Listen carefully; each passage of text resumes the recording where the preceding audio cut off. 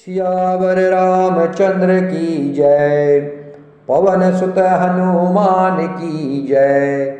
उमापति महादेव की जय।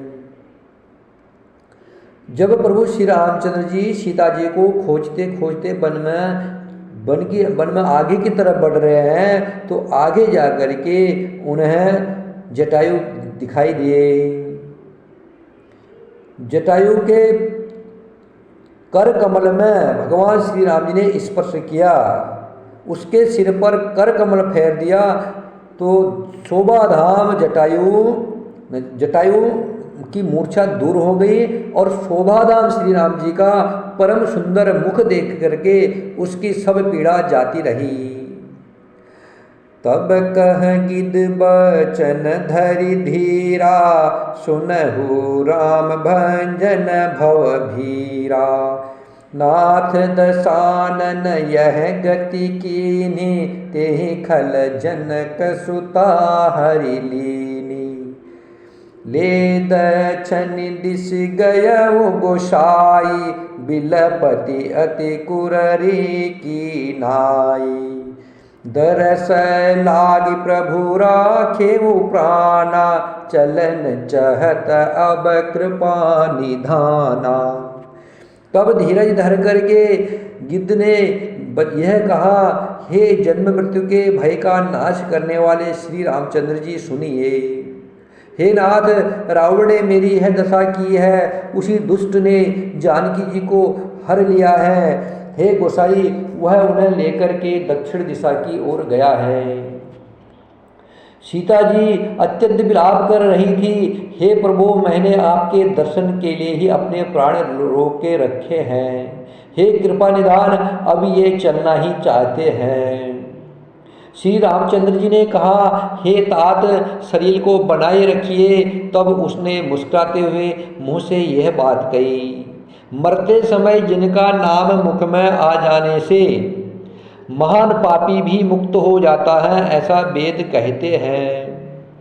वही आप मेरे नेत्रों के विषय होकर के मेरे सामने खड़े हैं। हे नाथ, अब मैं किस कमी के लिए अपने देह को रखूं, अपने शरीर को रखूं।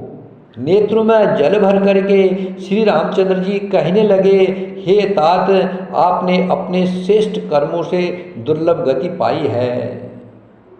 जटायु बोल रहा है, प्रभु आप मेरे सामने खड़े हैं, जगत पिता हो, समस्त दुखों को दूर करने वाले, जन्म मृत्यु के आवागमन का चक्र को खत्म करने वाले, अर्थात भव सागर अपना परम धाम देने वाले, आप मेरे सामने खड़े हो और आप कह रहे हो शरीर रखो। तो जब जटायु ने ऐसे प्रश्न राम जी से किया, तब राम जी ने अपने नेत्रों में जल भर करके राम जी कहने लगे, हे जटायु, ये जो गति तुम्हें मिल रही है ना, ये जो मैं तुम्हारे सामने खड़ा हूँ, इसमें मेरा कोई भी पुरुषार्थ नहीं है। आपने अपने जो श्रेष्ठ कर्म किए हैं, ये कर्मों से आपने दुर्लभ गति पाई है। जटायु, आपने शुभ कर्म किए, श्रेष्ठ आचरण किए, श्रेष्ठ पशु पक्षी होते हुए भी आपने एक मनुष्य की स्त्री को बचाने का प्रयत्न किया, दूसरे के उपकार के लिए, दूसरे के भलाई के लिए, दूसरे की रक्षा के लिए अपने प्राण तक न्यौछावर कर दिए हैं। यह आपके कर्म का फल है कि आपको दुर्लभ गति मिली है। परहित बस जिनके मन माही, तिन कहु जग दुर्लभ कछु नाहि। तनु तज तात जाहु मम धामा, देव काह तुम पूरन कामा। राम जी कह रहे हैं, जिनके मन में दूसरों का हित बसता है, दूसरों का भलाई समाई रहती है, जो दूसरों की भलाई के लिए प्रयत्नरत रहते हैं, उनके लिए जगत में कुछ भी दुर्लभ नहीं है। हे तात, शरीर छोड़कर आप मेरे परम धाम में जाइए। मैं आपको क्या दूँ, आप तो पूर्ण काम है, सब कुछ पा चुके हैं। राम जी जटायु से कह रहे हैं, तुम्हें सब कुछ पा चुके हैं, मैं तुम्हें क्या दूँ, तुम तो पूर्ण काम हो। सीता हरन तात जनी, कहूँ पिता सन जाई। जो मैं रामत कुल सहिता, कहई दसानन भाई। हे तात जटायु, सीता हरण की बात आप जाकर के पिताजी से न कहिए। यदि मैं राम हूं तो दशमुख रावण कुटुंब सहित वह आकर के सवई कहेगा।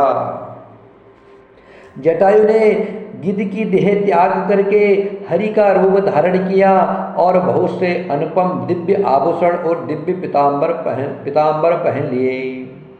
श्याम शरीर है, विशाल 4 भुजाएं हैं और नेत्रों में प्रेम तथा आनंद के आंसू का जल भर करके वह पुलकित शरीर होकर के स्तुति करने लगे। जटायु श्री राम जी की स्तुति कर रहे हैं। चतुर्भुज रूप मिल गया जटायु। जटायु जी स्तुति कर रहे हैं, धन्य है जटायु। मनुष्य से लाखों करोड़ों गुना जटायु के गुण हैं। पक्षी है, पक्षी होते हुए भी परमात्मा उसके सामने विराजमान है। और पक्षीराज जटायु को प्रभु ने अपनी परम गति दी है और जटायु प्रेम से गदगद पुलकित होकर के गदगद वाणी में श्री राम जी की स्तुति कर रहे हैं। बड़ी सुंदर स्तुति है, आप लोग सुनिए। मैं इसका हिंदी में भी बताऊंगा और बड़े ध्यान से प्रभु श्री राम जी की ये स्तुति सुनिए। जय राम रूप अनूप निर्गुण सगुण गुण प्रेरक सही। 10 शीस बाहु प्रचंड खंडन चंड सरमंडन मही।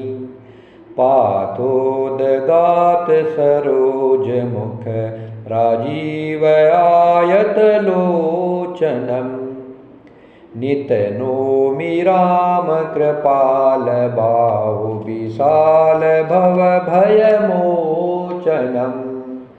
बलम प्रमेय मनादि मजम व्यक्तमेक गोचरम। गोविंद गोपर द्रंदहर विज्ञान घन धरणी धरम। ये राम मंत्र जपंत संत अनंत जन मन रंजन। नित नोमि राम काम प्रिय कामादि खल दल गंजनम। जे श्रीति निरंजन ब्रह्म व्यापक बिरज अज कहि गावही। करि ध्यान ज्ञान विराग जोग अनेक मुनि जेहि पावही। सो प्रगट करुणा कंद शोभा वृंद अग जग मोहई। मम हृदय पंकज भृंग अंग अनंग बहु छवि सोहई। जो अगम सुगम स्वभाव निर्मल असम सम शीतल सदा। पश्यन्ति जम जोगी जतन करी करत मन गोबस सदा। सो राम रमानिवास संतत दास बस त्रिभुवन धनी। मम उरु बसउ सो समन संसति जाशु कीरति पावनी। अबिरल भगति मांग बरा गिद्ध गयउ हरिधाम। अबिरल भगति मांग बरा गिद्ध गयउ हरिधाम। तेहि की क्रिया यथोचिता निज कर कीनी राम। अविरल भगति मांग बरा गिद्ध गयउ हरिधाम। तेहि की क्रिया यथोचिता निज कर कीनी राम। सियावर रामचंद्र की जय। पवन सुत हनुमान की जय। गिद्धराज जी बड़ी सुंदर स्तुति कर रहे हैं, कह रहे हैं हे राम जी आपकी जय हो। आपका रूप अनुपम है, आप निर्गुण हैं, सगुण हैं और सत्य ही गुणों के प्रेरक हैं। 10 सिर वाले रावण की प्रचंड भुजाओं को खंड खंड करने के लिए प्रचंड बाण धारण करने वाले पृथ्वी को सुशोभित करने वाले, जलयुक्त मेघ के समान श्याम शरीर वाले, कमल के समान मुख और लाल कमल के समान विशाल नेत्र वाले, विशाल भुजाओं वाले और भवभय से छुड़ाने वाले कृपाल श्री रामचंद्र जी को मैं नित्य नमस्कार करता हूँ। आप अपरिमित बल वाले हैं, अनादि अजन्मा अव्यक्त निराकार, एक अगोचर गोविंद अर्थात वेद वाक्य द्वारा जानने योग्य, इंद्रियों से अतीत, जन्म मरण सुख दुख हर्ष शोकादि द्वंद्वों को हरने वाले, विज्ञान की घन मूर्ति और पृथ्वी के आधार है, तथा जो संत राम मंत्र को जपते हैं उन अनंत सेवकों के मन को आनंद देने वाले हैं। उन निष्काम प्रिय निष्काम जनों के प्रेमी अर्थात उन्हें प्रिय तथा काम आदि दुष्टों के दल का दलन करने वाले श्री रामचंद्र जी मैं नित्य आपको नमस्कार करता हूँ। जिनको श्रुतियाँ निरंजन माया से परे, ब्रह्म व्यापक निर्विकार और जन्म रहित कह करके गान करती है, मुनि जिन्हें ध्यान ज्ञान वैराग्य और योग आदि अनेक साधन करके पाते हैं, वे ही करुणाकंद शोभा के समूह सवय श्री भगवान प्रकट हो करके जड़ चेतन समस्त जगत को मोहित कर रहे हैं। मेरे हृदय कमल के भ्रमर रूप उनके अंग अंग में बहुत से कामदेव की छवि शोभा पा रही है, जो अगम और सुगम है, निर्मल संभाव है, विषम और सम है और सदा शीतल शांत है। मन और इंद्रियों को सदा भस्म करते हुए योगी बहुत साधन करने पर जिन्हें देख पाते हैं, वे तीनों लोकों के स्वामी अखिल ब्रह्मांड नायक रमा निवास श्री राम जी निरंतर आपके दासों के बस में रहते हैं। वे ही मेरे हृदय में निवास करें, जिनकी पवित्र कीर्ति आवागमन को मिटाने वाली है। अखंड भक्ति का वर मांग करके गिद्धराज जटायु श्री राम जी के परम पद को चले गया, परम धाम को चले गया। श्री रामचंद्र जी ने उसकी दाह क्रिया आदि यथा योग्य अपने हाथों से की। अपने हाथों से प्रभु उसकी अंतिम क्रिया कर रहे हैं। बताओ, दुनिया बोलती है मेरा पुत्र नहीं होगा तो मेरा अंतिम संस्कार कौन करेगा, मेरा बेटा नहीं है। अरे पक्षीराज जटायु का कौन था? जंगल में पड़ा हुआ, पंख कटे हुए, मूर्छित पड़ा हुआ जटायु, राम जी उसके पास गए हैं, राम जी ने उसके अंतिम संस्कार किया है। इसलिए जो भी मनुष्य श्रेष्ठ कर्म करता है, परोपकार के काम करता है, धर्मयुक्त कर्म करता है, उसे किसी भी बात की चिंता करने की आवश्यकता नहीं है। परमात्मा प्रभु श्री राम जी या तो खुद वहाँ जाते हैं, नहीं तो अपना पार्षद वहाँ भेजते हैं, किसी न किसी को वहाँ प्रकट कर देंगे। कोई न कोई किसी न किसी रूप में उसके पास पहुँच जाएगा। क्यों चिंता करते हो? प्रभु एक पक्षी के हित के लिए प्रभु उसके अंतिम संस्कार करने के लिए गए हुए हैं। तुम तो मनुष्य है, प्रभु की श्रेष्ठ कृति हो। मनुष्य परमात्मा की श्रेष्ठ कृति है। भगवान की जो रचना है उसमें मनुष्य सबसे श्रेष्ठ है। उसके बाद भी वो निकृष्ट कर्म कर रहे हैं। क्यों नहीं उनको सोच होगा? जो प्रभु के भरोसे है, जिन्हें प्रभु श्री राम जी का सहारा है, वो कहाँ सोच करेगा? उसके तो सब धन संपत्ति, उसके प्राण, उसका सर्वस्व है भगवान श्री राम जी। वो तो राम नाम रूपी धन संचय करते हैं। भगवान जी का स्वभाव कैसा है? कोमल चित्त अति दीन दयाला, कारण बिनु रघुनाथ कृपाला। कोमल चित्त अति दीन दयाला, कारण बिनु रघुनाथ कृपाला।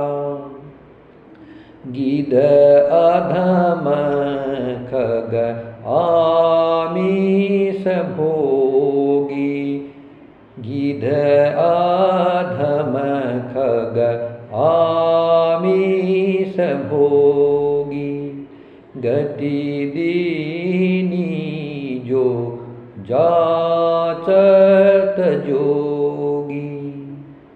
सुनहु उमाते लोग अभागी, हरि तजी होय विषय अनुरागी। पुनि सीत ही खो जत दो भाई, चले बिलोकत बन बहुताई। श्री रामचंद्र जी अत्यंत कोमल चित्त वाले, दीन दयालु और बिना ही कारण कृपालु है, कृपा करने वाले हैं बिना ही कारण। कोई कारण नहीं चाहिए प्रभु का, बिना ही कारण प्रभु मन मोजी स्वभाव के हैं मेरे प्रभु। कब किस गुण पर रिझ जाए, कब किसके ऊपर कृपा कर दे, इसे कोई नहीं जान सकता है। प्रभु बिना ही कारण कृपा करने वाला, कोमल चित्त है प्रभु श्री राम जी का, कोमल स्वभाव है। गिद्धराज पक्षियों में भी अधम, गिद्ध पक्षियों में भी अधम है, अधम पक्षी है और मांसाहारी था। उसको भी वह दुर्लभ गति दी है जिसे योगी जन मांगते हैं। शंकर भगवान माँ पार्वती से कह रहे हैं, हे पार्वती सुनो, वे लोग अभागे हैं, वो भाग्यहीन है जो भगवान को छोड़ करके सांसारिक विषयों से अनुराग करते हैं, जो विषय भोगों से अनुराग करते हैं भगवान को छोड़ करके। अब लोग बोलेंगे यार भगवान कहाँ है, कहाँ मिलेंगे? अरे प्रभु का नाम, साक्षात प्रभु का नाम ही तो भगवान है। प्रभु का नाम ही तो सगुण और निर्गुण से मिलाने वाला एक साधन है। प्रभु नाम, रामचरितमानस का गुणगान करो, वो साक्षात प्रतिपाद्य राम भगवान। भागवत जी को पढ़ो, साक्षात कृष्ण है। शिव पुराण साक्षात शंकर भगवान के स्वरूप में राम जी है। हनुमान चालीसा साक्षात हनुमान जी, राम जी हनुमान जी के रूप में विराजमान है यहाँ। इसलिए भगवान शंकर पार्वती से कह रहे हैं, पार्वती वो अभागी है जो भगवान के नाम को छोड़ करके, भगवान को छोड़ करके विषयों से अनुराग करते हैं। फिर दोनों भाई राम और लक्ष्मण जी सीता जी को खोजते हुए आगे चले। वे वन की सघनता को देखते हुए जाते हैं। वह सघन वन लताओं और वृक्षों से भरा है, उसमें बहुत से पक्षी, मृग, हाथी और सिंह रहते हैं। श्री राम जी ने रास्ते में आते हुए कबंध राक्षस को मार डाला। कबंध राक्षस मिला है रास्ते में, राम जी ने उसका उद्धार किया है। उसने अपने श्राप की सब बात राम जी से कही। जो कबंध राक्षस था, कबंध राक्षस को दुर्वासा जी ने श्राप दिया था, दुर्वासा ऋषि ने श्राप दिया था। अब प्रभु के चरणों को कबंध कह रहा कि प्रभु मुझे दुर्वासा ऋषि का श्राप मिला था, अब आपके चरणों को देखने से वह पाप मिट गया है। श्री राम जी ने कहा, हे गंधर्व सुनो, मैं तुम्हें कहता हूँ। राम जी कह रहे हैं उस राक्षस को कि हे गंधर्व, मैं तुझे कहता हूँ, ब्राह्मण कुल से द्रोह करने वाला मुझे नहीं सुहाता। ब्राह्मण कुल से द्रोह किया था उसने, एक गंधर्व था। कौन? कबंध राक्षस। ये कबंध जो राक्षस बना, ये गंधर्व था पूर्व जन्म में। इसने ब्राह्मणों के साथ द्रोह किया था, तो दुर्वासा मुनि ने इसे राक्षस होने का श्राप दिया था। और जब चरणों में गिर गया तो तब दुर्वासा जी ने बोला, भगवान साक्षात मनुष्य रूप में नर लीला करेंगे। वो करते हुए सीता जी को, माँ को ढूंढते हुए जंगल में जब आएंगे तब तुम्हें मारेंगे। जब तुम राम जी के हाथों मरोगे तब तुम्हारी गति अर्थात तुम्हारा पाप खत्म होगा और तुम्हें परम गति मिलेगी। इसलिए राम जी कबंध से कह रहे हैं, हे कबंध, जो ब्राह्मण कुल से द्रोह करता है वह मुझे नहीं सुहाता है। मन से, वचन और कर्म से कपट छोड़ करके जो ब्राह्मणों की सेवा करता है, ब्राह्मण कौन है? भूदेवता, भूमि के देवता है। भूदेव ब्राह्मणों की सेवा करता है, मुझ समेत ब्रह्मा, शिव जी आदि सभी देवता उसके बस में हो जाते हैं। शाप देता हुआ मारता हुआ और कठोर वचन कहता हुआ भी ब्राह्मण पूजनीय है, ऐसा संत कहते हैं। शील और गुण से हीन भी ब्राह्मण पूजनीय है, और गुण गणों से युक्त और ज्ञान में निपुण भी शूद्र पूजनीय नहीं है। अब यहाँ इसका मतलब गलत मत समझ लेना। ब्राह्मण का मतलब है जिसमें ब्राह्मण तत्व है, जो प्रभु के गुणगान करता है, सत्य मार्ग पर चलता है, धर्म के काम करता है, दूसरों को शिक्षा देता है और शिक्षा दृढ़ करता है, वेद शास्त्रों का अध्ययन करता है, दया का भाव जिसमें होता है, वो ब्राह्मण है। जो निर्कृष्ट होता है, दूसरों की बुराई में लगा रहता है, वेद शास्त्रों से दूर रहता है, अमर्यादित पर काम करता है, जिसके मन में दूसरों के प्रति हीन भावनाएं भरी पड़ी है, वह शूद्र है।